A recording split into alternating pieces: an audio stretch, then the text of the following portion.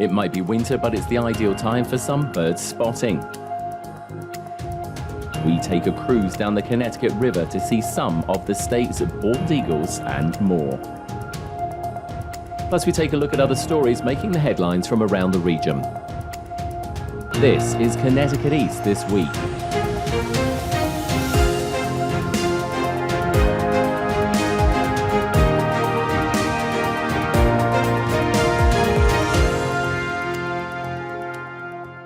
Hello, I'm Brian Scott Smith. You wouldn't think it, but winter is a good time to go out and do some bird spotting. And we're not talking about through your kitchen window at the bird feeder you have hanging in your backyard. I bundled up on a cold February day with around 25 others to take the first official winter wildlife cruise on the River Quest, owned by the Connecticut River Museum, to journey down the Connecticut River to spot some of the state's bald eagles. Yes, we do have them here in Connecticut, as well as other birds of prey or raptors, as they're known. We start our report with Captain Dan Thompson giving us a quick PSA about the cruise we're about to take and the boat we are on, followed by my interview with Kathy Malin, Director of Operations for the Connecticut River Museum, who was our guide on the trip, as well as educator and coffee maker. Thank you, Kathy, and welcome aboard, everybody. My name is Dan. I'm the captain today. I'm just going to talk about safety for a moment.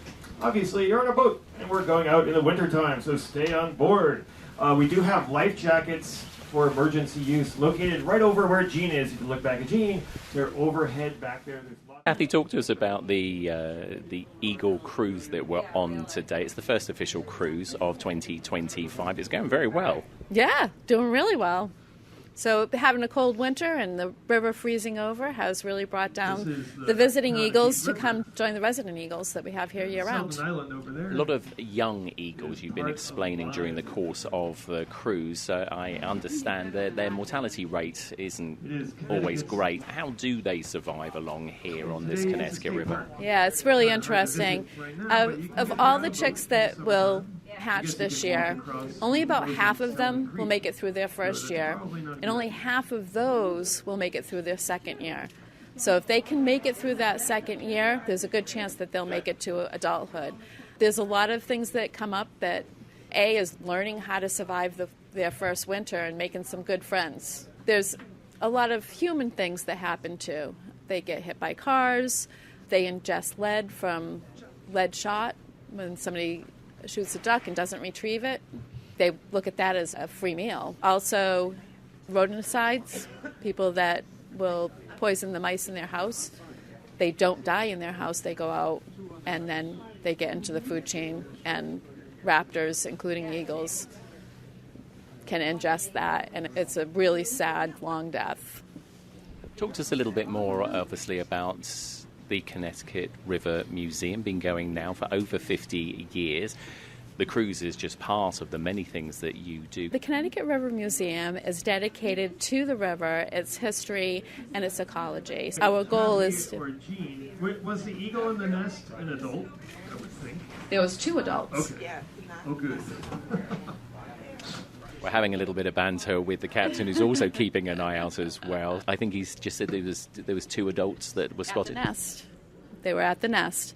The Connecticut River's mission is to have people appreciate the history and the river and steward the river in the future. People are surprised exactly what does happen on this river. It's a very boatable river, but it's also a unique place. Yeah, it really is. It's a tidal river, and it's tidal all the way up from the mouth of the river at Long Island Sound to just north of Hartford. So that's unique in itself. What we were talking about earlier was that we have freshwater tidal wetlands of global importance. There's just not many left. It's an incubator for a lot of different wildlife and habitat. What else is available back at the museum itself? Because like I said, we are on a cruise. It's an amazing 2-hour trip to see.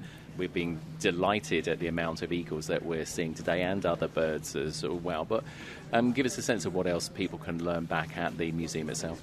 So in the museum, there's many exhibits.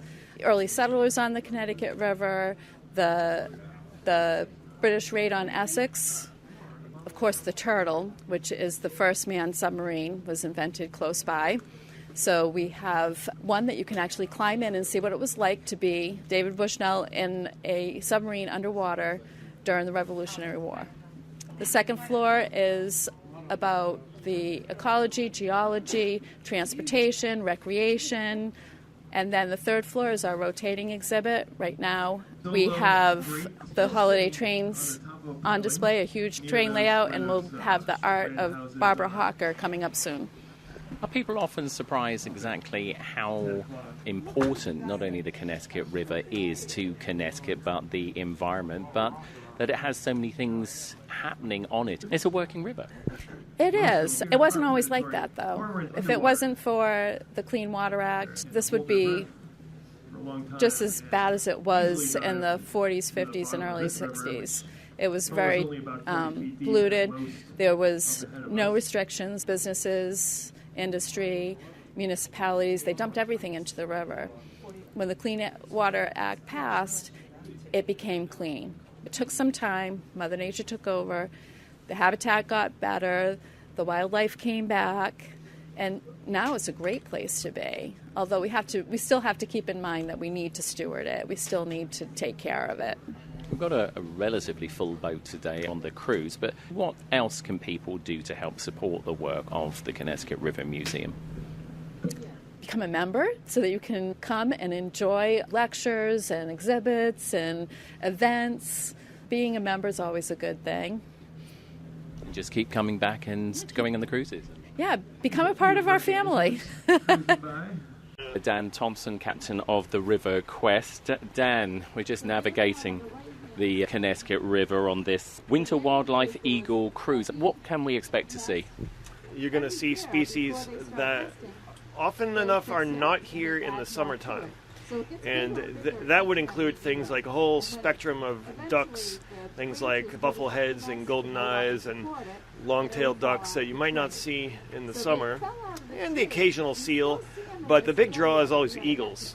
And we do see eagles year-round, but in the wintertime, you see them much more often. It's obviously easier to see because there's no leaves on the trees as well. But how big a population now has Connecticut got of eagles? Because for the longest time, of course, DDTs and other chemicals almost decimated the eagle population. That's exactly right. Yeah, if you were out here, 30 years ago or so, you probably would not see. But they have been steadily growing in numbers since the banning of DDT, and they're really doing quite well in Connecticut. As of a few years ago, we had 80 active nests in the state, and I'm sure that number has gone up by 2025. Are people surprised that we have bald eagles in Connecticut? Because it's a bird that we often associate with other parts of the U.S. It's true. It depends on where you live in Connecticut. If you're on a waterway or a wild pond, lake, stream, river, you're probably familiar with seeing them. But if you're more inland or in an urban environment, you might be surprised that we have so many out here. Talk to us a little bit about the Connecticut River itself. Of course, over 400 miles long. It starts way before Connecticut, but of course it ends in Connecticut and in the Long Island Sound. But just give listeners a sense of how the Connecticut River is doing. The river, environmentally, it's doing well. This river does have a history of pretty severe pollution, and that was part of the wildlife problem, in addition to DDT, of course. But this is a waterway a lot of people drive over, and it's in your way. But it is one of our great rivers, not just in the state, but in the country. It is, as you said, 410 miles long. It's the only river of comparable length that doesn't have a major city at its mouth. And that's really because it's somewhat shallow. And, of course, my favorite Connecticut fact is that the state is named after the river, not the other way around. So the name comes from the Algonquin language and means something like long, windy, tidal river. And that's what the natives called and do call this river valley all the way up to Canada. I think as we've been talking, did a bald eagle just do a flyby of the River Quest? Yes, several, actually. I think we had one up to on both sides of the boat. Yeah, you don't have to go far to see them here. I can see another one in the distance as well, just hovering above some trees. Were they pretty active at this time of year then? Oh yeah, they're down here to eat. And also it's going to be for the adults. They will be looking to establish nests if they don't have one already and start laying eggs soon. But many of the eagles that we're going to see today are juveniles or sub-adults. So that's under 5 years of age.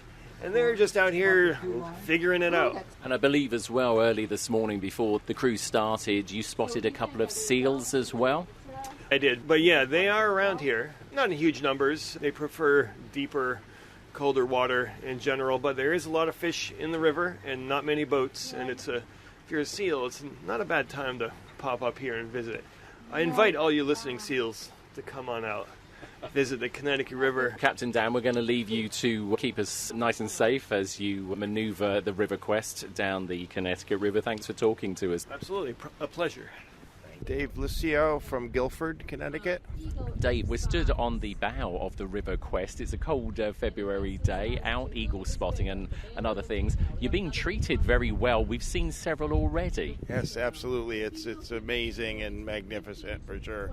Are you sort of like a bird spotter? Just tell us a little bit about your history and why you've come on this today. Yeah, I actually am a bird lover. We have a place on the shore now, and we're always watching the birds. It's like having a zoo right in front of our house. Yeah, it's awesome. Did you expect to see quite so many sort of like eagles today? I mean, as we're talking, they're flying around as almost, sort of like in huge numbers. I mean, it's always just amazing to see them, and, you never know what you're going to find. So, yeah, this has been great already. Already it's great. What other things are you hoping you might spot today, or have you just come for the eagles? I mean, now I'd like to see some seals. That would be great to see. I mean, all the wildlife, it's just amazing to see. We're in such a spot in the world here. We're really lucky. I'm just going to say, you've got a rather awesome large piece of kit here on a tripod. You obviously take this stuff seriously. Absolutely. Yeah, I've been in photography for most of my life, so yeah, I do. I love it. Do you do anything with the photographs? Not really. I don't. I should. My wife keeps telling me I got to do something, but I just do it for fun. All right, well, I don't want you to miss any more sort of the action. Thanks for talking to us. Thank you so much. Appreciate it. Interested in why you came on this cruise today? I came on this cruise because my husband wanted me to, because he was so excited to see the eagles and take some beautiful pictures. Do you live locally? Yes, we live in Guilford. Oh, another Guilford. I've just spoken to a gentleman from Guilford. So we seem to be seeing a lot of eagles already. Are you surprised? No, I'm so excited. I really am. I can't believe it. I can't believe that we have so many now. What else are you hoping to see today? I would love to see a seal. So you've got the binoculars there as well, but I mean, they've been flying so close to us, you don't really need them, do you? No, you don't. I mean, it's just amazing. I haven't seen anything like this in ever. I know you said you came because your husband wanted to as well, but, do you like the nature and the wildlife here in Connecticut? I do. We live on the water in Guilford, so we watch all of the wildlife, and it's so interesting. Every day it's different. We have the low tides, but you see all different things. It's crazy. What do you think of this boat and the river that we're on at the moment? I mean, it's all very good. I think it's pretty neat. I wasn't sure what to wear or what it was going to be all about, but I hoped it was going to be warm. It's a nice little boat. Debbie, thanks for talking to us. Enjoy the rest of the cruise. Thank you. My name's Jonathan. I'm from Long Island, Bayshore. Well, welcome to Connecticut from Long Island. You're one of the younger members on this cruise today. What made you want to come on the cruise? My partner and I, we just love eagles. We actually love eagles and penguins, and I guess eagles are the closest to Long Island at the moment. So you've come a long way today then, haven't you? How long did it take you to get to Connecticut? To get here about like 2.5 hours, because for us we just took the ferry from Long Island over the Long Island Sound. Didn't see anything on the ferry coming over? No. So we are being treated very well to a lot of eagles already. Were you surprised that that they're out in abundance on this cold day? I'm very shocked. Yeah. I was expecting maybe to see one, like max, but then to see all these eagles, I'm like, it's more than what I expected. And is sort of like bird watching and this type of thing, is that the something that you're heavily into? And do you sort of like take photographs? And you tell us a little bit about your interest in obviously the wildlife? No, this is actually our first year doing this. We decided let's try it out. And we usually at home, I like to stare out my window and look at birds. But then we're like, you know what? Let's give it a try and let's do the whole cruise thing and see how that goes. And so far, it's probably something that I'm probably gonna do every year now. So what do you see at your home on Long Island? Because obviously, there's lots of wildlife everywhere. Just give us a sense of what you would normally see out of your window at home. Like from my window home, I usually see like blue jays. Sometimes at the parks I see hawks. I don't even know, this is just a variety of different birds. How are you liking this today? Because as I say, it's a cold day. We're all wrapped up on the River Quest. The Connecticut River is, nice and calm as well, so it's not a choppy ride. How are you enjoying the cruise? It's actually better than I expected. For February, it's actually warm. I thought it was going to be freezing. I thought it was going to be maybe indoors, just sitting in there. But for the weather we have, I think this is the perfect weather we could get for February. And I see you've come with some technology. What's that little GoPro that you've got there? It's a DJI, actually, the Action 5 Pro. So decided to get it this year and just try it out. Well, I won't distract you any further. Thank you for talking to us. Enjoy the rest of the cruise. Thank you so much. Bird flu is very contagious, so there's always a concern. They're wild creatures. Humans, there's not a lot we can do for raptors, so I know that there have been some cases. Probably a good person to talk to about that is a place called Hope, which is Todd and Christine. They're raptor rehabbers, and they'd have a really good insight on that. Are you sort of keeping an eye out, possibly, Yeah, obviously, if we ever see a bird in distress, they're the first people that we call, whether it be, injured or whatever. We've been lucky enough that we've been a part of a release. One was found on the Connecticut River, a young bird that needed to be rehabbed, and they rehabbed them. And then we took them out on the boat and got to release it when it was, all better. But it is something, obviously, that's on people's minds, clearly, at the moment. Oh, yeah, clearly. Clearly it's on everyone's mind. We just hope that, because the problem is it's contagious, so if one gets it, and like you saw today, they're all hanging out together, sharing a meal, it could be disastrous. So we hope for the best. We hope that it starts to wane. We know that you, as you said at the top of this, you're doing everything, so I'll let you get back to it because I know you're giving some great narration and answering lots of people's questions. Thanks for taking time out to speak to us. Yeah, thanks for coming.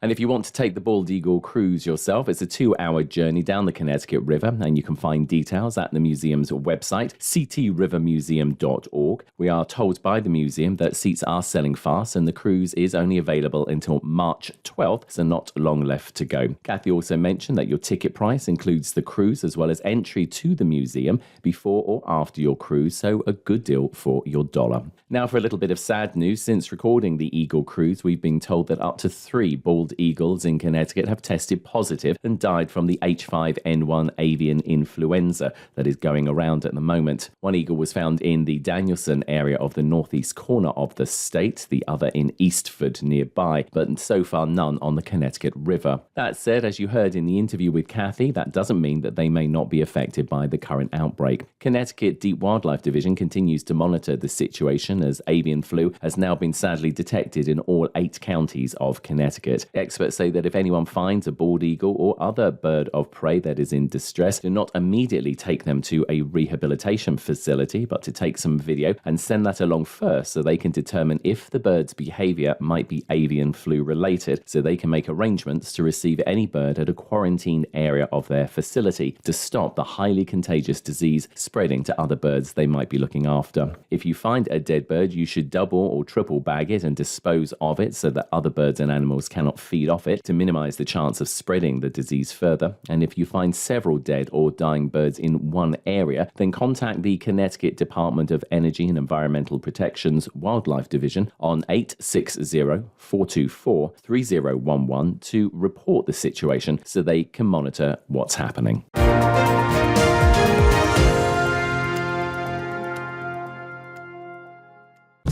Here's the deal.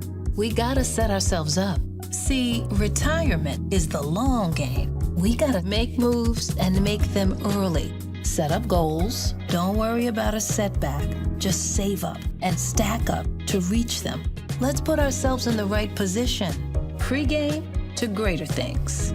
Start building your retirement plan at thisispretirement.org. Brought to you by AARP and the Ad Council. Time now for a look at other stories making the headlines this week. A new report finds Connecticut ranks high for undergraduate and graduate degree attainment, but it's not available for all. Edwin J. Vieira of the Connecticut News Service has this report. The Lumina Foundation's Stronger Nation report notes the national average for degree attainment is around 55%, which Connecticut exceeds, but the report notes minority learners often lag behind their white peers in getting a college degree. Stephen Hernandez with the education advocacy group ConCan says state investments can fill some opportunity gaps. It's a lack of understanding of what it is that leads to educational success, but also a lack of investment in those areas where we need them the most, which is where children are living in poverty and on overall families are experiencing a lack of opportunity. The state has long tracked how to improve opportunity gaps in education, but the pandemic derailed certain plans for implementation. Hernandez says if Connecticut wants to grow degree attainment, it must begin investing in students in grades K through 12. Reports from the state's Interagency Council for Ending the Achievement Gap find such investments aren't necessary to close the gap. I'm Edwin J. Vieira. Connecticut's 211 service that is run by United Way of Connecticut say they are facing a crisis of their own, insufficient funding for the essential service. At a recent press conference held in the Capitol building in Hartford, the organization said they've not received any additional funding for the service from the state since 2009. Lisa Tepper-Bates is the CEO and president of United Way of Connecticut and explained the size of the problem. Last year, we responded to 430,000 phone calls, working one person at a time to provide support and resources, and a total of 1.8 million inquiries. So that includes on our website. Tepper-Bates said a lot of people in the state know of 211, and that's causing them to run into problems. We've actually seen an increase of over 300% in traffic to our phone lines and our website in just the last few years.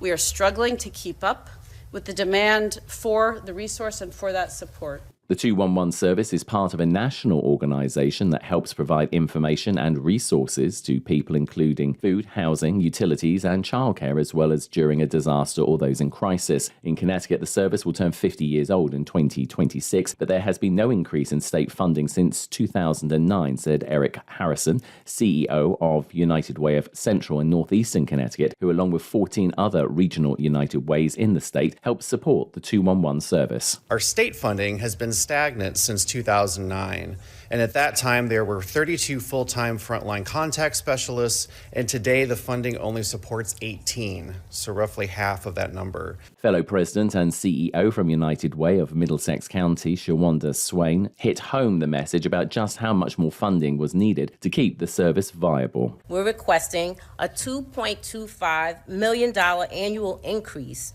in state funding for our information and referral services, an investment that will expand our capacity and ensure our friends, family, and neighbors have access to critical resources they need to thrive. That's reflected in the state's ALICE, Asset Limited Income Constrained Employment figures for 2019 to 2022, showing that there's been a 13% increase in households that are living paycheck to paycheck and under the federal poverty line. To use the 211 service in Connecticut, simply call 211 from your phone or smart device or visit their website at 211ct.org. And to make a donation to the service, you can go to ctunitedway.org. Connecticut education advocates feel Governor Ned Lamont's recent 2026 budget proposal continues a history of underfunding. Here's Edwin J. Vieira from the Connecticut News Service again with more. While the new budget increases special education spending by $40 million, some feel it's not enough, as Connecticut is in the third year of a statewide teacher shortage. Kate Diaz with the Connecticut Education Association says education funding must change to benefit the whole system. What we tend to do is say the costs were $260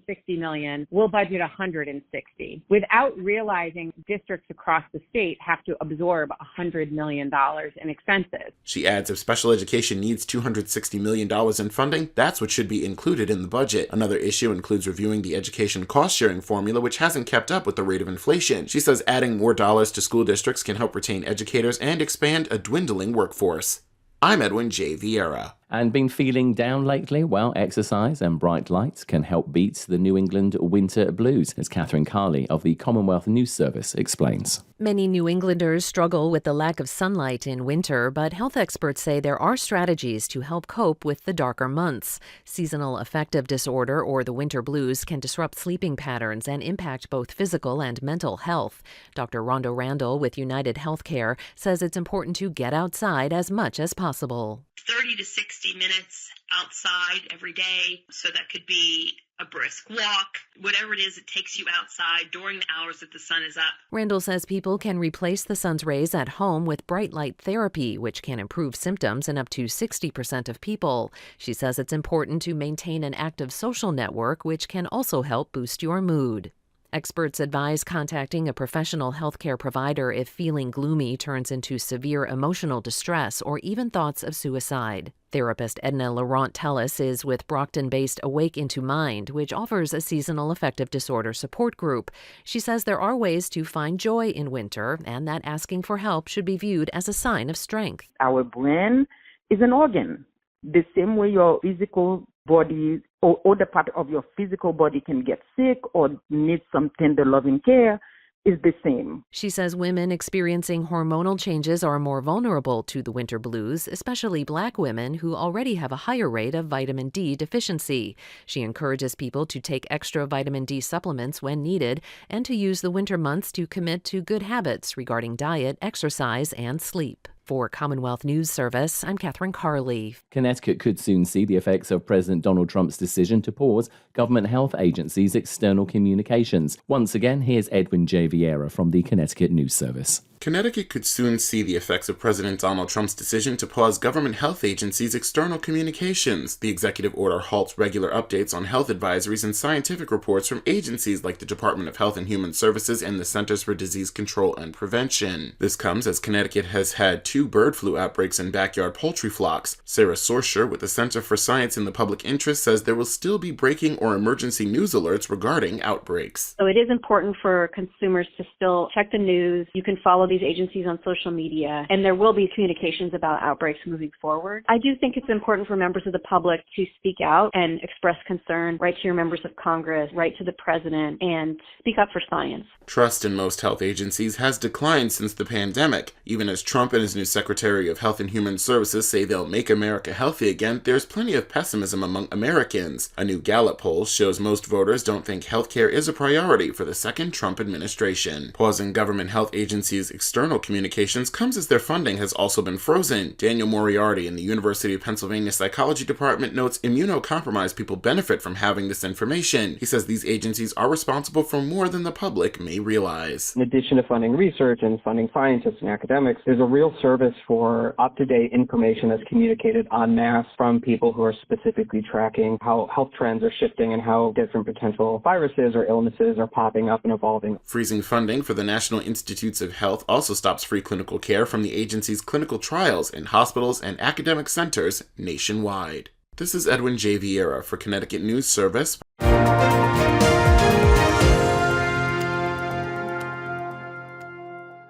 That's all from us for this edition. Do send us your questions and story ideas to the show via our website at connecticut-east.com or Facebook or Twitter at Connecticut East and on Instagram at Connecticut East This Week. And you can listen to the show again on our social platforms, on demand, and by asking your smart speaker to play Connecticut East This Week podcast. And please like, follow, and share on your social media too. I'm Brian Scott Smith. Thank you for listening.